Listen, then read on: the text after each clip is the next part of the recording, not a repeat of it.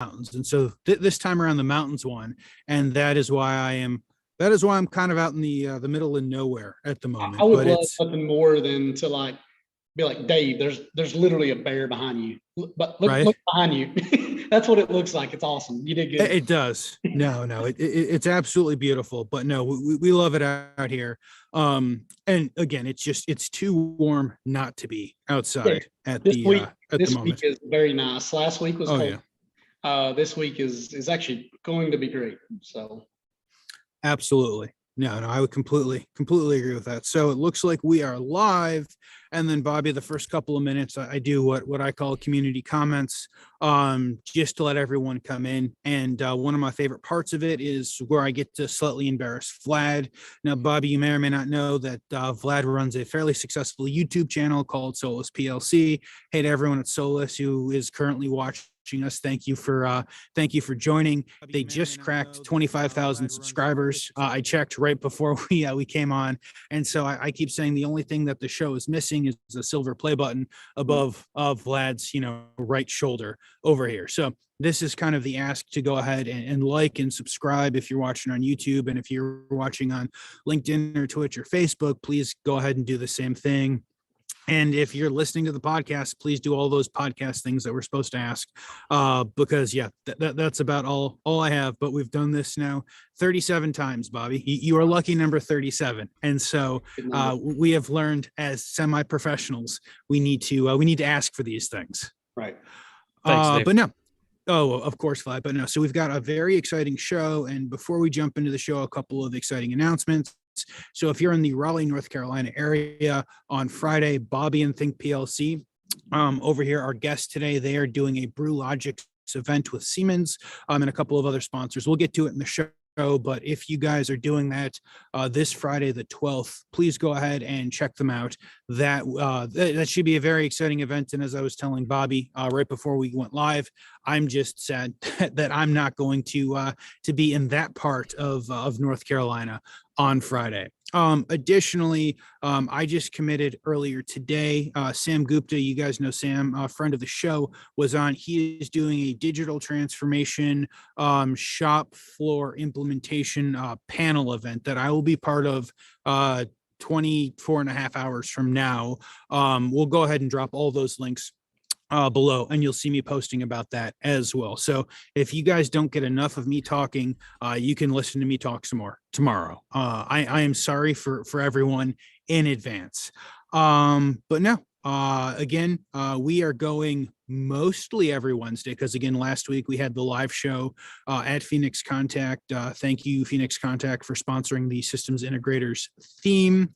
But no, with that, you guys can go ahead and check us out at manufacturinghub.live. We are now almost 100% dropping podcast episodes every Thursday, and should catch up between now and the end of the year for all of the podcasts that have not quite made it out. But no, Vlad, before we jump in, do you have any other thoughts or comments?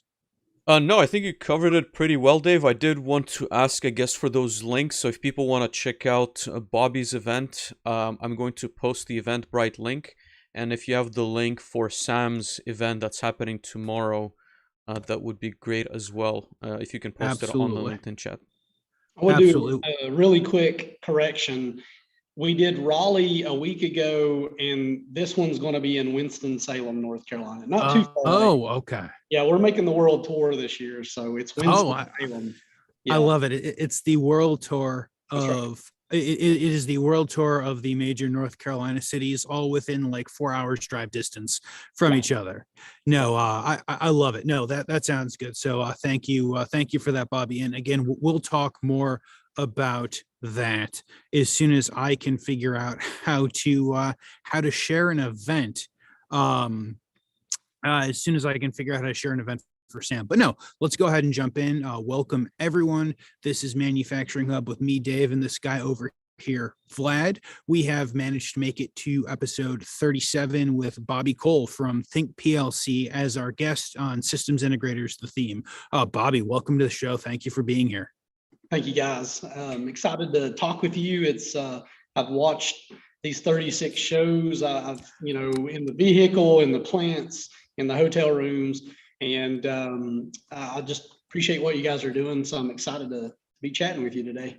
No, absolutely. Thank you so much, Bobby, for taking the time. And we've spoken a couple of times, obviously, off stream, and I know that this conversation is going to be very productive for me, and I'm hoping for a lot of the engineers / managers in the automation space who are listening in. So I'd be curious, if you could give us maybe some kind of an introduction first, and also talk a little bit about Think PLC, where you are today. Well, like Dave said, we're much more than good ball caps. I did wear it for you, Dave. Thank you. I appreciate it, Bobby. We're proud of our Richardson trucker hats that we have. I appreciate that you like the brand. That was pretty good. And we're more than Brew Logix, but I'm excited to talk to you about that because it's become a passion amongst leading an amazing group of individuals at Think PLC. And essentially what is Think PLC? We're a systems integrator, but we think it's much more than that. And we could talk for a day on those specifics. But we design, build, and install and service automated control systems for a variety of industries. And the other caveat I will say is for our world, we're a bit more mechanical, but we're not a machine builder at all. We do support some great machine builders, but we have mechanical capability and some fabrication ability in-house. And what was the path for you getting to being the owner of Think PLC? Could you give us maybe a bit about your background? What did you study? What did you do before starting the systems integration company? Oh yeah, so started off following in a family member's footsteps to a certain degree. I had an uncle who was a very interesting man. He was on one of the first nuclear submarines that the Navy had produced and spent his time in the Navy and then got out, got his engineering degree and then made his way into manufacturing. Obviously now he's retired and living life in retirement, but my Uncle John, I've always followed in his footsteps, and like him, I went first to get a associate's degree in electronics engineering technology, which I'm very proud of. A lot of practical skills. Went to a great school in the southwest tip of Virginia, and then I carried that over video streaming and in class as I worked to Old Dominion University in Norfolk, Virginia. So Virginia, born and bred. And unfortunately, I'm only a few hours away. I did move out of the state. I'm now in the very central part of North Carolina. I'm home based in Winston-Salem, but I make my way to Virginia often. We work in Virginia weekly. We also cover the East Tennessee. You'll see that we have an office in Winston-Salem. We also have an office in Kingsport, Tennessee to cover that very southwest tip of Virginia, the tip of Kentucky and Eastern Tennessee, all the way over to Chattanooga. And so, so my passion started off as I got into manufacturing, following, like I say, my Uncle John's footsteps. I was given a chance, and after 9/11, there wasn't a lot of chances for young people to get out and get jobs and get experience. It was an interesting time, much like for a short period of time, 2008 was, or 2009 really. And so I got into manufacturing because I would put in the effort. I saw myself grow quickly, but I have never been one to settle for whatever the task given to me. I've always got to do more. I've always got to know more. And if you were interviewing my dad, he would tell you that I was probably the most annoying kid ever, but he appreciates now that I asked all those questions, and he wishes they would have been more patient with me. He said, you had to know everything, and it drove me nuts, and I thought you was just being a kid, but you really wanted to know. So, as I took my first job, the reason I was able to get it was because, I would be more flexible. And young people, I really promote this. Just because your job title doesn't say PLC programmer doesn't mean that that's your life for the rest of your life. I don't care if you start off as, welder. If you want to manifest being the PLC programmer, you can get there. But the steps taken, like the things like learning to run manual milling equipment, mill, lathe, machine shop equipment, learning to weld, learning to pipe fit, learning industrial electrical knowledge, eventually going and getting my unlimited license in National Electric Code, to just understand more and get more out of my career. I've been very career focused. Started my career doing a lot of Rockwell automation in the Dell computer plant here in Winston-Salem. So I worked as a contractor. I worked for Daifuku America, very large at the time, the world's largest material handling company. And we did ASRS cranes, which was my responsibility. We did conveyor systems. I had something like 6 miles of conveyor in one plant, as an example, I was responsible for, and all the robotic equipment to store the 1,800 computers an hour we were producing at the time. And so it was all Rockwell, and I did some Mitsubishi with the Japanese as well. So Mitsubishi, Rockwell. And I started with some friends of mine recommending me to help them over time. I started running into European equipment or Canadian equipment that had Siemens on it, and it drove me nuts. I want to know what this is, this black box. At the time, they were black plastic, right? And so I had gotten word that the local community college, Davidson Community College here outside of Winston-Salem, had teamed up with a Belgium-owned flooring company to build a program to develop technicians for their maintenance program, and that they had a full lab of Siemens. So, after multiple phone calls, I finally get the electronics instructor, Steve Sink, amazing person. And I called Steve and I said, here's who I am, Steve, and here's the degree I got. I want to come take your PLC class because I just feel like I need to get up to speed on Siemens. You got to think, we're coming out of S5, you got the 90s, S7s come out, Step 7's in version 5.3 at this time, Step 7 Classic. So we're rocking and rolling, with that. And Steve said, you could probably teach the class. How about I just open up the labs and you come and I give you all the instructor material and you learn as you want to learn. You come in as you can because you're in the industry, and take your time and do it. So I did that. So I'd come in a couple hours a week and I'd go through the programs he had and use the trainer equipment. And at the end of my time at Dell, because Dell quickly ramped that plant down to move out of the country, it just worked out in my favor as I was doing some consulting work. Steve called me and said, we've gotten a grant for about $500,000, and we've got to make something happen, and you're the only guy I know to do it. And the gumption you had to call me and ask me to use our labs, we never get that. And would you be willing to come teach and help us implement these labs? Sure thing. So this is 2005-ish. And so I started at that time focusing almost full time and doing consulting work for the community college.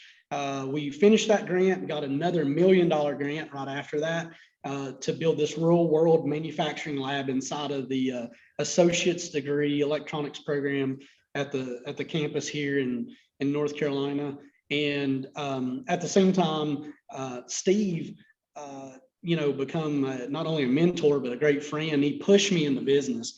He said, you need to get out here and do some consulting work. And, you have time off in the summer. And so I did. He helped me with understanding how to get a EIN number with IRS and how to set up with the state. And he was just more than willing. He can manifest for me my future as this business consultant helping the college. And yeah, that took off like a rocket. So about 2007, I hired my first full-time employee. We worked out of my garage. So we set by a propane heater in the garage and built control panels, and took in what work we could through word of mouth, through local distributors, and built those relationships up. I still taught at the community college, and we started rocking. By 2009, I was up to 14 employees.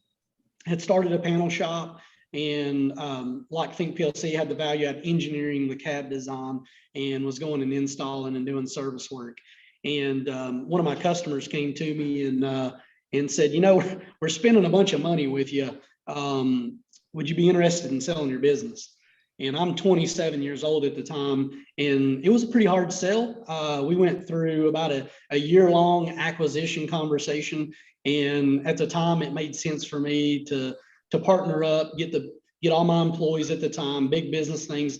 I can learn peer-to-peer. I can become a vice president in a larger 50-year-old company.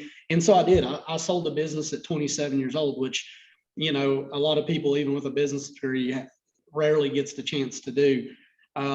So yeah, that was interesting chance in my life as well. So yeah. And just to confirm, on. Bobby, sorry Yeah. to interrupt your No, train of thought, but that was not Think PLC, right? For those who are listening in, this was a different company prior to Think PLC. prior to Think PLC. Yeah, it's like second nature to me. So I appreciate you hopping in there. Yeah. So a company called Power Lab Controls. I sold that company to a material handling crane automation company. I become vice president of that company, stayed there about 3 years. About a year into that, I started realizing why I become so entrepreneurial in the first place.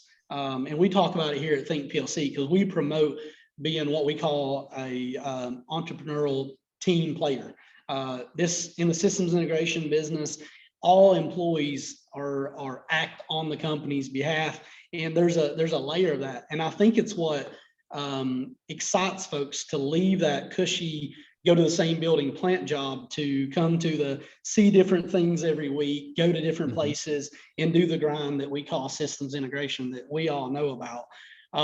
So in that, I was looking for an exit strategy. I was looking back to get to that, those core values that I felt that I had, the core values to why I even started the business, the things that Steve Sink had talked to me about years prior. And so I did. So I left, and now we're at Think PLC. I've learned my lessons, the hard lessons with business partners. Again, I could author a book and go around to business schools and and talk about the good things to do and the the things to not do. I've been through the highs, where I'm fully in control. We're making amazing money. We have a huge group of raving fans. We call it customers, and everything is just perfect. And I've been on the tail end of that, where, there's the work in a shop slow, and you got, business partners that don't share the same eclectic values as you, and being taken advantage of in business. I've been through all that. And that's why I think PLC is so close to my heart, where I am so passionate about it. But the one thing about Think PLC, as I started, that I did that I've never done in the past, is I said, the one thing I'm going to do here is I'm going to focus on being a better leader and a better manager than just being the best Rockwell programmer or the best Siemens motion control guy that maybe in the past that I would put all my focus on. So I've really flipped from that mindset of I'm an engineer doing business to a servant business leader doing automation. Yeah, and I think there's a lot of topics I want to jump into, but that very last point is extremely important, and we'll explore, I guess, that transition. And obviously, I'd like to get your advice on going from engineer to manager, or again, I would say more of a leader of people within, again, your own business or maybe the constraints of a company. And I think I really want to discuss your involvement with the college, because you're still part of the faculty and you're still teaching. I believe, and correct me if I'm wrong, it's PLC programming, robotics, and it's CNC as well, right? Yeah, I think what you're seeing is a spring 2019 curriculum. I was able to pick up 3 classes for the college in the spring, which was really helpful for them because they had 2 retire and 1 commit, not show up at the beginning of the semester in the spring of 2019. It varies from bringing in outside industry to engaging with students. I actually go in and do special lectures, like on hot topics. I'll go in periodically and take over the PLC class to say, okay, you've learned all this. I'm going to take you a little step further and show off some things that we do. And really the engagement's great when I just talk about some cool stuff like flying to Maui, Hawaii a month ago to replace a couple of VFDs and swap an S7300 out. And I show them some slides of some pictures of the beach. They could care less about the pictures of the control panels, but I'm like, this took 3 hours, and then I spent the day on the beach in Wahala Beach, and they get to see that, and they can then see themselves in that role. I really like talking about that. And so to go back to the college advisory board, we had a meeting last week, as a matter of fact, about curriculum, what order the curriculum should be in. But to go back to answer further what you were mentioning about the classes, I've taught everything from AC/DC theory to digital electronics to op amps and microprocessors. I tend to help more with the automation emphasis of the program, where there's a core you can take as a student that focuses on automation because of my expertise. So I really enjoy digital electronics. If I had my pick out of all of them, it would be, let me teach the digital electronics class, let me teach the PLC classes, because I can marry those two together. At ODU, I had amazing digital analysis professors with Professor Jones and John Hackworth, and I will plug John Hackworth. He has a book on Amazon called Programmable Logic Controllers, if you would know it. John Hackworth. It's a little green book. It's one of the best written non-manufacturer specific PLC books ever written.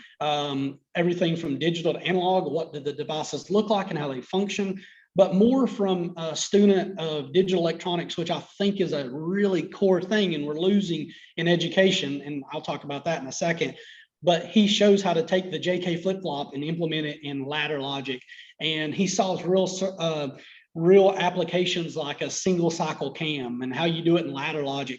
Then he talks about mnemonic programming. He talks about, analog signals and variances and issues and what causes grounding issues and what that would look like on a scope and what we'll do to your PLC. It is an awesome book. And then the second book associated with that is Max Clydfield. It's called Bebop to the Boolean Boogie. It's what does he say? It's an unconventional guide to electronics. It has everything. It should be on everybody doing this work. It should be on your desk. If nothing else, just a talking piece.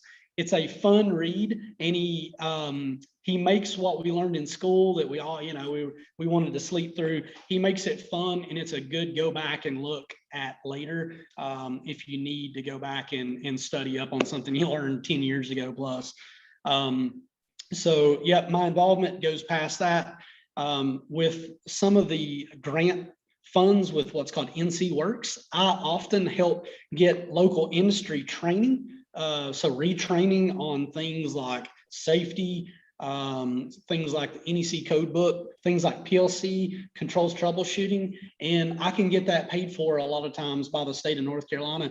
You just show up. You're not out of pocket anything but the time to bring your maintenance staff over to get trained. So that relationship that I've had with a college, I'm able to do things that ultimately a lot of folks feel like the brick wall.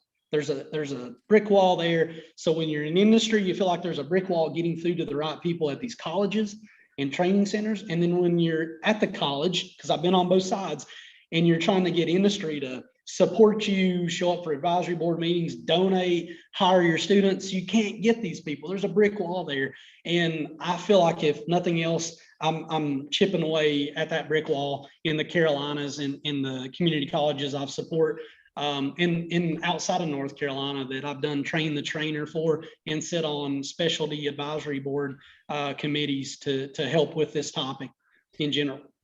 Bobby, sorry, I'm already getting questions about the books. I didn't write down the two titles that you recommended. Do you mind reiterating, please?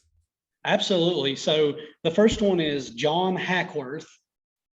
He is the author of Programmable Logic Controllers. And the second one is Max Clydfield's Bebop to the Boolean Boogie. Awesome. I'll make sure to post the links in just a moment. We got a question on that on LinkedIn and a question on that on YouTube. But Dave, I want to give you an opportunity to ask a question as I research these books, because I think there's many directions we want to take, but certainly going with the systems integration theme could explore that in a lot more detail. No, absolutely, Bobby. And so I think that your background, your story, the how you got to Think PLC is very interesting. You know, you become the engineer, you're building, you build what I assume was mostly a panel shop. And then you have the opportunity to sell the panel shop and learn kind of a more broader business as you kind of described it. And then you came back into what is now Think PLC, and you came in with I'm here to be the leader, I'm here to be the manager, I'm not here to be the best engineer.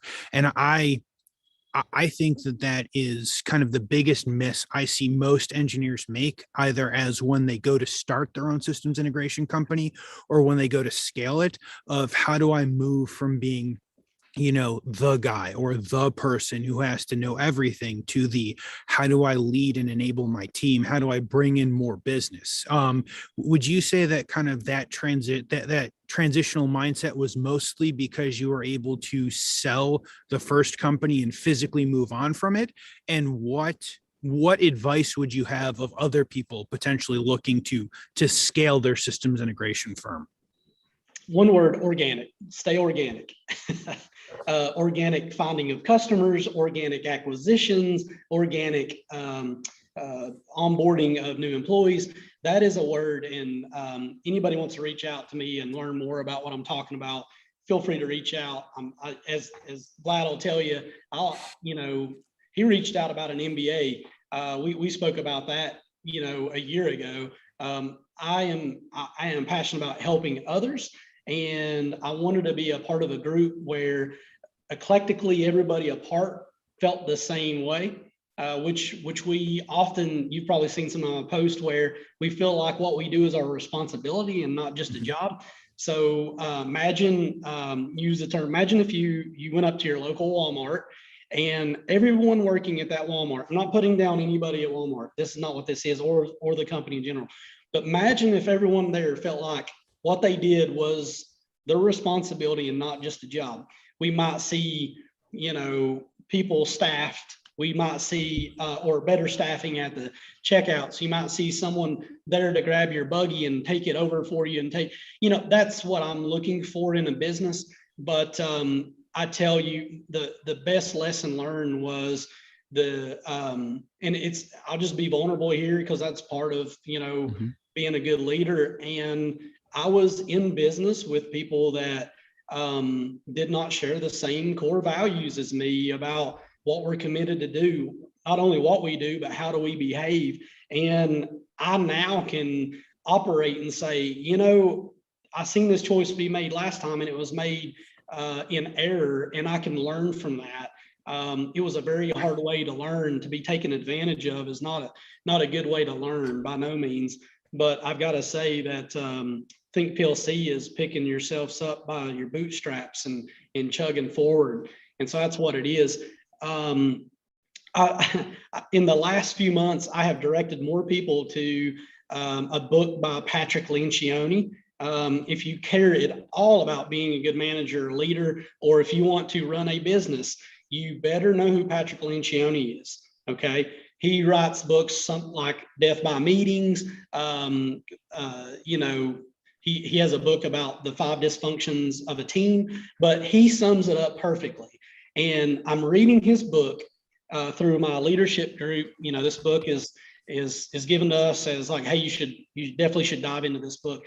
And I'm about 80% through, and he breaks down 2 companies. And I've shared this and multiple times. I even shared it at a speaking event I did for Siemens back in August. And it is riveting. I think about my prior experience with other managers and business partners, and this is just riveting. And so here's what Patrick Lencioni says. He says there's 2 companies to compare, right?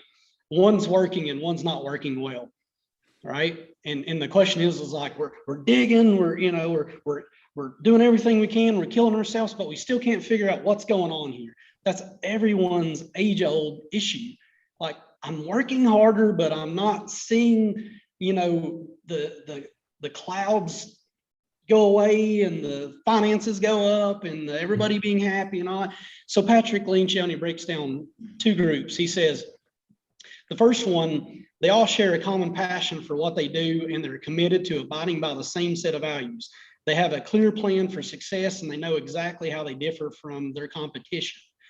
At any given moment, they can articulate their top collective priority, and they understand how every member of the team contributes to achieving that priority. Okay, good stuff, right? Sounds great. But the one that we've all operated in and we've all been a team member in is the second company. It's a company that's run by a group of well-intentioned executives. Ooh, that caught me when I first read that. Well-intentioned executives. It could be well-intentioned employees or managers. Yeah. All right. They have a good understanding of the details of their business, but they don't spend much time thinking or talking about why their organization exists or what values should drive their behaviors.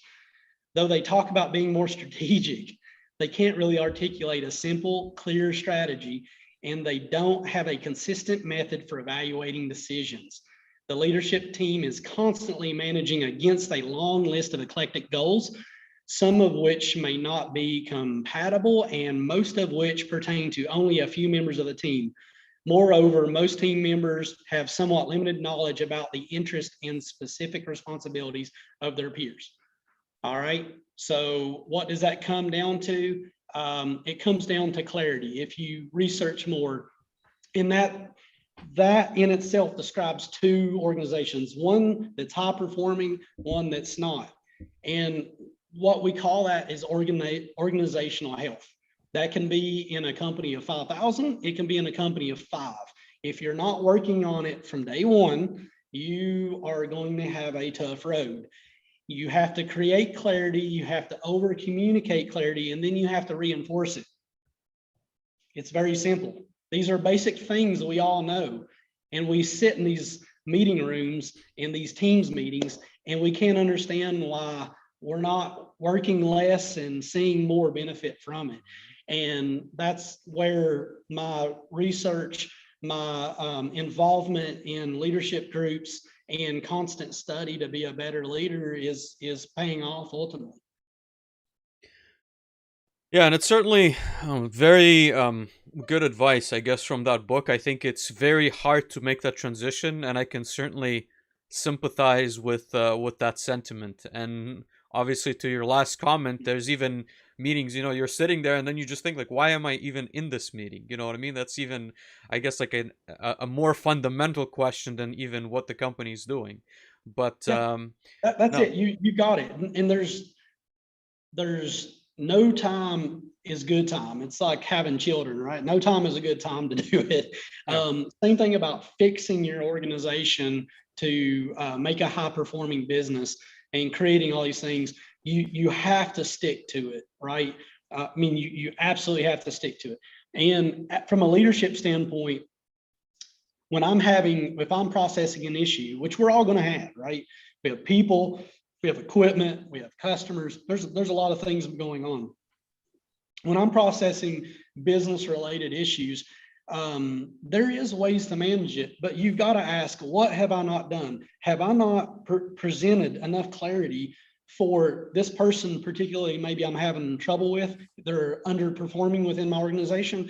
Have I not presented them with enough clarity so that they can do their job effectively and what is expected either from our customers or from me? I typically are going to be tougher than our customers. So, and so I've had to reevaluate myself. I've changed in the last 2 years completely. Yeah, that's another, I guess, very interesting point. I don't know if you ever read the books by Jocko Willing, but he talks a lot about, owning, or I guess like self-ownership in a way. So, the comment that you made towards the end, I think aligns with the way like he's teaching leadership, which is that whenever something goes wrong, I would say again, and I would be like responsible of this, like when you're at I would say like earlier stage in your career, you always tend to kind of blame the other person. They're not doing something to the degree that I would like it done. And obviously, like the thinking should be almost reversed. Like you said, you should be thinking like maybe I didn't clearly explain myself so that they could do it the right way. And again, it could be expectations. It could be all sorts of things within the business. But I like the way you put it for sure. We had a I question. appreciate it. Yeah. Bobby, we had a question which I think you pretty much answered at this point, but Dan is asking, name top 3 decisions you had to make in order to make it as a manager. So I think like that brings us to an interesting maybe transition. You know, you talked a lot about mentorship. You're part of a group that helps businesses and puts you together into, I guess I would say, like an area where you can learn how to do that transition. But what would you say, you know, someone who's maybe in an engineering role with maybe 2 to 5 years of experience and Mhm. is perhaps either having a conversation with their manager of like moving up, or is thinking of like moving up, who perhaps maybe doesn't have the resources to again go out and do an MBA or go out and pay for these like mentors? What do you think is kind of best in terms of approaching that? Yeah, this is a fantastic question. And there are entire books written about this, libraries of books written about this. I would say that there is a misconception that someone who is a hard worker is immediately a manager, and that's not the case. Learning to be a manager is a skill that's acquired, and you never are the manager. You're never done with that. As you see the top leadership in the companies that these 2 to 5 year length career folks are in, their management folks should be working on their skills themselves, because you're never done working on your education as a better manager. That's the reason why not only do I, as I mentioned, do the mentorship, I have the leadership group, I do the studies, I have a leadership coach, but I do that for others. But yeah, the misconception is bad that someone can just be a good manager on day one. Yep. And it does not come just natural to people. Some people can do it easily because they know how to control their emotions and they know how to communicate. They are better. That doesn't make them a better or worse manager. It just makes them a good communicator, which is a key principle of being that manager. So I don't know if I answered the question, but I would have to say that if you're going to step in that, you have to create abundance of trust. You have to understand how to deal with conflict. We call it often, we use the term confrontation now, where you can actually have a difficult conversation with someone that you want to have an ongoing relationship with. That commitment, you have to show commitment. You have to understand what accountability means, and you more importantly have to understand what vulnerability means, which what I mean is I need help. Vulnerable enough to say I need help. You go through those 5 things and you're on your road to being a leader. Yeah, that's definitely a lot of things for me at least to work on. But Bobby, I want to ask a follow up on that. And Dan also wrote, I guess, a similar question to what I was going to ask. So he wrote, "What do you do to make sure that you don't fall off the path that you put yourself on as a manager?" And I guess to tack on like what I was thinking is, how do you set maybe like goals or metrics that are, you know, concrete when you're trying to, I guess, like improve? Because again, going back to, let's say, a technical skill, you can probably see yourself improving, you can program more complex systems, but as you learn like leadership Dashboard skills, for that. what's like, huh? What? Sorry, there's Yeah, dashboards for that, right? There's right. obvious outcomes. We either succeed or we don't. Yeah, and you Uh, could get a certificate and you know what's the progress. But when it comes yeah, to leadership, it's very complex, at least from my perspective. that is a fantastic question. There is a misconception that up here at the top that we are reign almighty and that we know and know better than all. That is not the truth. I'm only as good as the team members that I entrust to help me manage on a daily basis. But the question of it is that accountability, right? All of us have to be held accountable, including myself. So what we do is we hold one-on-ones monthly. We have accountability sheet. It's a conversation. It's not a performance review. It's a conversation about, you know, what's going on in your life right now. What challenges do you have? What's the biggest decisions you have to make in the next 30 days? What can I be doing to help you? It's a conversation that each one of my managers have with the people within their rank. I did a training class with each one of them. I sat down and did a one-on-one with them and said, this is how this is supposed to go. Here's what not to do. And again, this is not a performance or a write-up time to do one-on-ones. This is a conversation that you're going to hold monthly, weekly, and every organization. If everybody from the bottom to the top, they are not having one-on-one scheduled at least monthly, if not quicker, I feel like you're not going to over communicate clarity, and you're going to have issues, and you're going to say, I don't understand. We have communication issues here. What's going on? Yeah. What are you doing to fix it? So the one-on-ones are a big deal. You're going back to your question you asked me was, what do I do? And I have a leadership coach that shows up every month, and he does my one-on-one. He knows intimately what's going on with me personally. He knows what's going on inside this company. And in doing that, he pulls out and he comes prepared. I come prepared with what I want to talk about now. And he says, well, last month you said you was going to have this conversation with that person. How did that go? And I say, well, I didn't get around to doing it. I got busy. He'll say, well, no, Bobby, that's, you know what I mean? This problem keeps coming up and you're not, I have accountability measures by doing one-on-ones myself. I really like that. That's I think what would be a challenge for a lot of people is finding that right mentor / coach at that level, which we can dive deeper into. But I do want to let Dave ask maybe a couple of questions before we go down this road. Yeah, no. So I absolutely love that, Bobby. And I think that all of our conversations in the systems integrator theme, they were all very different, right? And I think that was part of the goal, is to have very different different conversations. And I think you bring a really good perspective, and that kind of brings up maybe a internal thought that I'd love to get, feedback from everyone listening is, should we put together some sort of like leadership theme, be it leadership, be it, how do you go from being an individual contributor to a manager? Because I think everything Bobby is saying is very good. And I almost feel bad that we don't have 17 more hours in order to go through to talk about it, because I think that we could, have this conversation, for 20 or 30 hours, and it is, lifetimes of work to have that.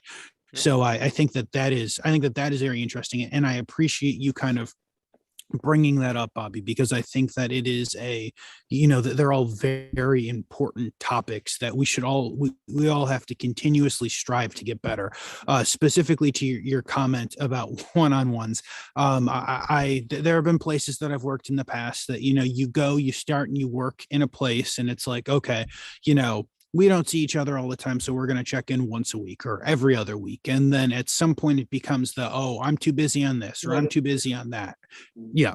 To it goes to messages, to, we talk to each other once every 8 weeks, only about the thing that is currently on fire, that had we had the conversation 8 weeks ago, you just sit down, we would not have had to work. Yep. Exactly.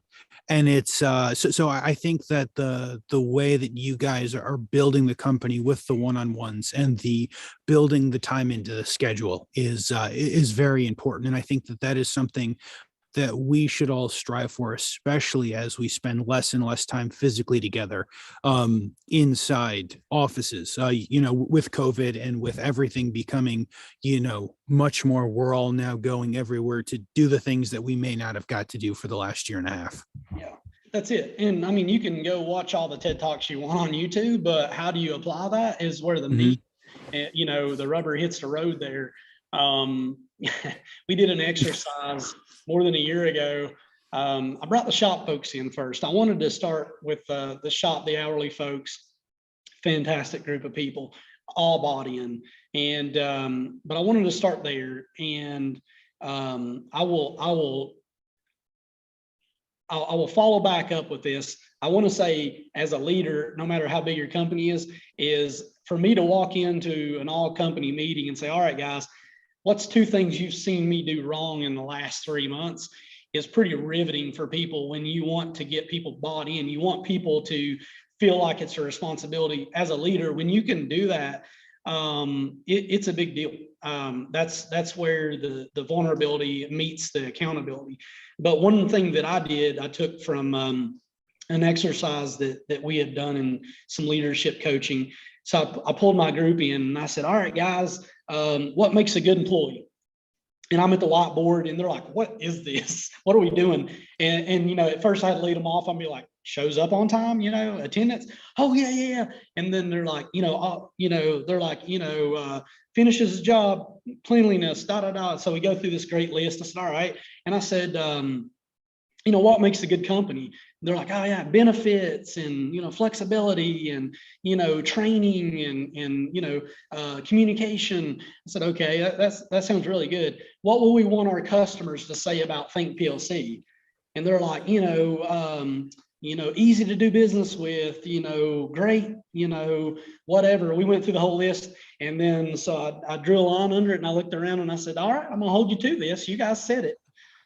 This is yours. This is your baby, and we're going to put this up here. You guys, I'm going to hold you accountable now, right? You guys you set the standard. In doing that, we talk a lot about, what's our favorite 3 customers? Okay, so we're like, oh yeah, the guys at Krispy Kreme, the guys over here, and so we say, what do we like about these people? What do we foster? Do we like them so much? They're fair. You'd be like, wouldn't we want them to say that same thing about us? So what are we doing as an organization to make sure that happens? We're not going to post a mission statement that means nothing, or the sentences don't really come together eclectically to move us forward. And so, I loved it. The last all company meeting, what we left there with, I didn't come up with this, but I'm coining it and it's our new thing. And I'll follow up on the engineer, the 2 to 5 year engineer guys, what they need to hear right now. But one of our guys come up with this. He said, guys, we need to always question, is it as good as it can be? Everything we do. I want everybody to think. I didn't come up with that. I wish I did, right? Yeah. And that means hitting e-stop 2 or 3 times and making sure that it resets and power cycling that control panel for you to drive 4 hours back home after making that program change, right? Like, think about, is it as good as it can be? That is a big deal. Lastly, we talk about engagement. The number one personality flaw that us PLC programmers have. Let's talk about it. Do you know what it is? It's to come behind another programmer and badmouth what he did. Because we don't understand what he did. Our mindset is in a different world. There's 3 ways to do the same thing. I mean, I just delete the code and start over, but right, you delete it. This is junk, right? No, yeah. It worked. It worked for 15 years. No, it's not. But especially like, I can't have one of my engineers go behind another engineer and badmouth it in front of our customer. Yep. And I don't want our people badmouthing other integrators, other machine builders. I think it's a character flaw. I think it's the easy way out. It's the easy way to convince that customer why they should pay you to rewrite it, and they should allow you the time to fix it. Without having to go back and understand step by step what that person was thinking and how they did it. It's easier to start over. There's a professional way to handle that. And, I wasn't the right person to stand up and talk about it. So I brought in Richard Consoli, who had run an integration firm for nearly 30 years and sold it and become corporate, become the president of a very large organization. He took the time, because I called him, to come over here and talk to my people about that and what it means, how it means to act and how we behave. And it was riveting. Interesting. I love this conversation, Bobby. It was, I'm not sure what I thought it was going to be, but I feel like our conversations are never what I think they're going to be when you start out. And that's the reason that I continue to come back. And I hope it's the reason that everyone continues to listen. So I think that this is a fantastic conversation. To slightly derail us, I'm going to ask Vlad to do this very strange, uncomfortable laugh so I can do the ad read. Thank you. Perfect. So as everyone knows, Phoenix Contact is sponsoring this systems integration theme. And so we've got some breaking news. We actually have had like multiple pieces of breaking news because they continue to tell us more, which Zach says is what makes him a good marketer. But so the PLC Next is Vlad will go ahead and hold up. They have an edge gateway, which is now out. It's a state-of-the-art IIoT and edge computing solution designed for data collection in the most demanding environments. Whether you have a small machine or entire manufacturing floor, the PLC Next Edge Gateway leverages its advanced industrial design and programming openness to collect data from any device or sensor and send it directly to the cloud service of your choice. They say any data, any cloud. And so what I think is interesting about this is you can take the PLC Next that is available, right? So you can get them. You can't really get the starter kits yet, but you can take that and you basically download an app, right? So they have that. It's an app you go ahead and download. They give you some free cloud storage tags that you could, in theory, go ahead and expand beyond that if you'd like to, but you don't necessarily have to. It's kind of a stepping stone to get into the industrial internet of things. And so we're very happy that Phoenix Contact has come to sponsor this and let me show up last week to their facility and gave me a bit of a tour. Hopefully we will be able to go ahead and do more on that. And if you guys watch the Solus PLC channel, I think Vlad has some PLC Next stuff that is coming out in the future. There's a reason why we're working on it. There's a reason why he's got like 40 of them and he trips over them on the way to the desk. And that's not because he bought all the starter kits, and that's why there is a shortage of them in North America at the moment. But no, thank you to Phoenix Contact for going ahead and sponsor this. But I want to talk about this thing that we teased at the very beginning, and now we're running up towards the end of it. But Bobby, can you tell us a little bit about kind of the marketing engine that Think PLC is, and kind of how you came up with this Brew Logix concept and what it is, other than a great place to talk about bits and bytes and drink beer? Yeah, that's it. Okay, marketing engine. We focus on pull marketing because our sales strategy is one that we are not a direct sales organization. We have no salespeople here. It's all word of mouth. I joke that I onboard 2 new salesmen every week, which means I just meet a new distributor, or maybe you guys. So I've hit my quota this week, and you'll recommend us, right? I mean, it is what it is. And I work with through that just the exact same way. I've worked with a lot of folks that, like the James Deans and the the Envision Automations. We work and share stuff together through this network of word of mouth. We all share the same goals, which is fantastic. We like the pull marketing. We like to create the raving fans customers, where they want to buy more and they want to do business with you, and they care about, they don't care about the price, they care about what they're getting. And I built that with customers like the Krispy Kremes. You'll see me advertise, you'll see our articles in Control Design magazine together, where I'm not worried that, as a defend account, who could come do it cheaper or whatever. You create that raving fans engine because you'll show up in the middle of the night and you'll service these people, and then you'll have that next step. That is our marketing strategy engine. Now, what is Brew Logix? There's a misconception on it. There's a huge conception. Like, is it a major manufacturer's thing? What do we do there? God bless the people that show up and they don't know. They're very interested, and maybe that's what's keeping people showing up. We have done a whirlwind of these. I've been all over the Southeast. I've been invited by a major manufacturer to continue these through the US. They love them. So the last 3, boom, boom, boom, and we're coming to the end for the end of the year. We've been in Johnson City, Tennessee. We've been in Raleigh. We're now in Winston-Salem. We do these, and it's a networking event. And we piggyback on the craft beer craze. So we usually do it at a brewery, even though Think PLC does some brewery work. It's not about, filling tanks and controlling process valves to control the yeast in a brewery system. It's just a good networking event where people find suppliers, they find employees. Okay. So if you're a manager of a major, if you're a maintenance manager and you show up at the local one, you might find that new maintenance guy that shows up. He's really looking for a new job. You talk, you share a beer together, whatever, it's up to you.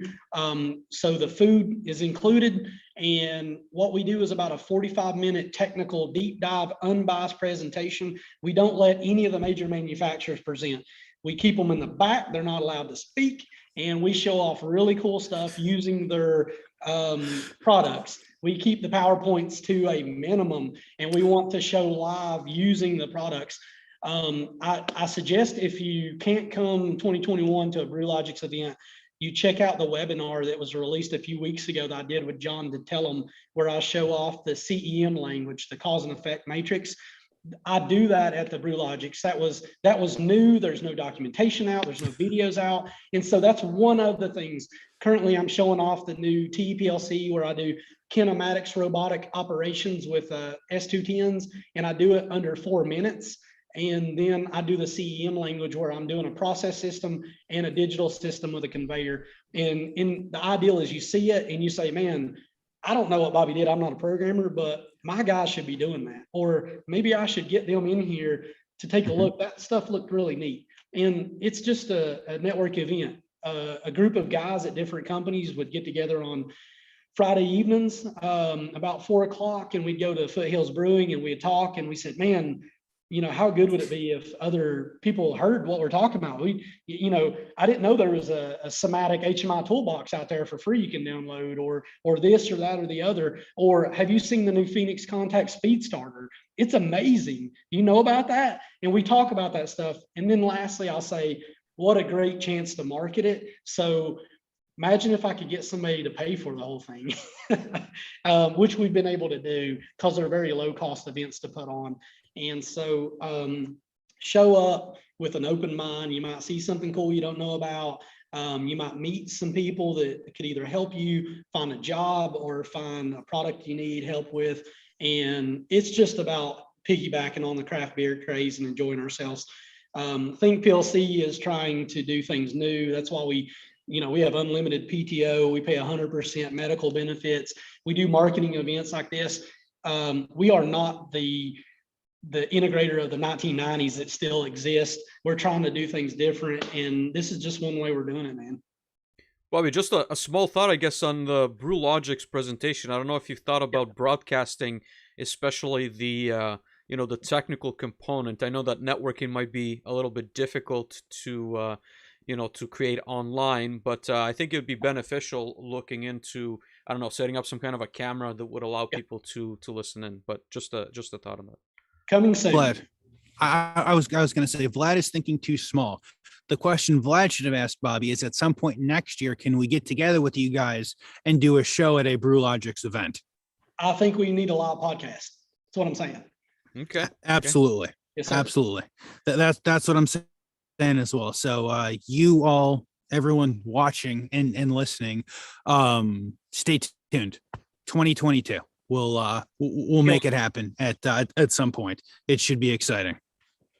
Perfect. Vlad, we are getting close to the hour mark, as we somehow always do with this great conversation. Do you have any last questions before we try to wring one more book recommendation out of Bobby?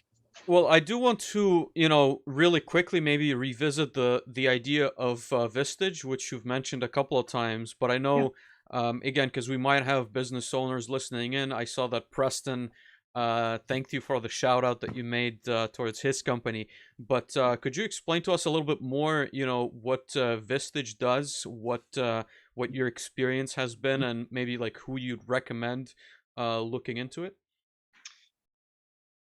Anyone that is running a business needs to look into a CEO/leadership mentoring program. If you think you can't afford it, you're wrong. I don't care what you're doing, where you're at in your career. I don't care how much money your business makes, whether you're a $100,000 a year company or $100 million a year. Your top leadership should be in some kind of mentoring and leadership program. After being featured in Triad Business Journal here about something totally different than automation, it was more on the business side of things. pre-COVID. I had someone reach out to me, my leadership coach now, and I get a lot of financial, wealth management people reaching out all the time, stuff like that. It gets overwhelming. But he run through, and I invited him in, and he hit some topics, like I knew in past businesses we were failing because we didn't have advisory board and peer-to-peer, group oversight over the owners making decisions. I knew that there needed to be more engagement on tactical aspects of bringing on onboarding new people, management training, like we talked about before, and how crucial that was, and how as a leader, let's be vulnerable and be fair with our employees. And I needed help with that. How do you do that? Like, all right, I know how to do more, Synamics S120s with a TIE portal platform, but do I know how to do that? I felt vulnerable because I didn't, and it rung home, and Vistage just fit for me. And what's great about it is we do a monthly workshop. I do monthly one-on-ones with my Vistage coach. I have access to speakers. Like, unfortunately, we lost Colin Powell. He was one of my speakers just a couple months ago. We get amazing level people that hit on topics like sales and marketing, leadership and HR, onboarding tactics, and you have a peer group of people that not in the same business as you, but are like-minded business people of all different walks of life. And I've made friends, and now, brothers, hopefully sisters. We can add some different, add a female finally to our group, but it's been amazing. And if you're not looking at that, again, I don't want you to look up 5 years from now and say, what happened? We're off the rails. This is one way to keep it on the rails. I present on my company's financial health. Tomorrow, as a matter of fact, I have to go present on the goals I presented the first quarter of this year. Are we on track? Are we not? I'm being held accountable, guys, and that's what it's all about. No, I love that. I appreciate that. Thank you. Thank you for talking about that, Bobby. I will shout out another organization. So there's a free organization called SCORE. They're through the Small Business Administration. They have free mentors that go through a class that are all, business people to some extent, and have, towards the end of their career, generally come to the point of saying, hey, I want to give back. So it's a great organization, especially if you're looking to start a business. I would definitely suggest going and checking those guys out, either for their vast amount of free webinars, or to actually talk and work with mentors as well. No, perfect. So thank you for that, Bobby. As I said, I pre-warned Bobby that I was going to ask him for a book recommendation, and I think we're to like book recommendation 8. So Bobby, can you throw us out that book that I know you're ready to hold up and tell us a little bit about it? So what's on my desk right now is Crucial Conversations. This is the 3rd edition. This has been around a while. There's a new book by this author coming out. Joseph Greeny is the key writer, but it's been vetted, and there's a lot of co-authors on this. I'm a happy-go-lucky guy. I, in the past, I always avoid the confrontation conversations, either in my personal life or in my professional life. I let things stew way too long, and it was a flaw of mine. So doing our confrontation engagement, I'm studying how to have crucial conversations that get to the point quicker, because you always feel way better after doing it, and you can get on to having that clarity of your communication tactics. And so that's just one I'm hopped on right now. It was actually recommended to me by my Vistage coach. That's the good stuff we learn in leadership counseling. And I'm learning this so I can give back to others. No, perfect. Thank you. I appreciate it, Bobby. And last question for you is who should reach out to you? Who should reach out to Think PLC? Oh my gosh, who shouldn't, right? I go back to Vlad, and he reached out to me a year ago, had business related questions. And I think within the hour we're on the phone, and I'm spilling my beans on how things work and what I've been through and what he should look at doing. And I'm passionate about it. That's become my passion now. And so don't be afraid to reach out. I'm a busy person like everybody else. but I'm passionate about answering questions related to business or technical aspects. We get business through word of mouth. So LinkedIn's been great for people reaching out for us to do engagements on a long-term basis, short-term basis, building control panels, just doing CAD drawings for those folks, or co-sponsoring or working together to do a Brew Logix. I'm getting a lot of those now. And yeah, so feel free to reach out anytime. No, perfect. Thank you so much, Bobby. Thank you so much, everyone, whoever has made it to the end of this, both live or on the podcast. This has been episode 37 of Manufacturing Hub with me, Dave, and this guy over here, Vlad. If you've made it this far on the podcast, please do the thing of rating us 5 stars and liking us and subscribing and all of those things. You can check us, find Vlad, myself, Bobby, and all of our information, including our sponsor, on manufacturinghub.live. Until next week, we'll see you guys all soon. Bye-bye. Thank you, Bobby. I appreciate it.